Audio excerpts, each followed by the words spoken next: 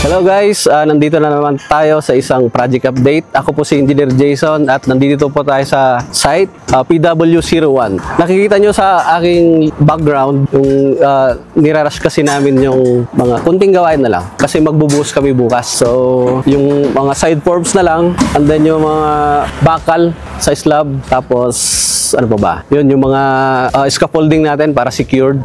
So yun ang napaka-iksi nating update. Ganun na lang guys, abangan nyo na lang ang susunod nating update. Paki-follow na lang po ang ODEC page and paki-like and subscribe.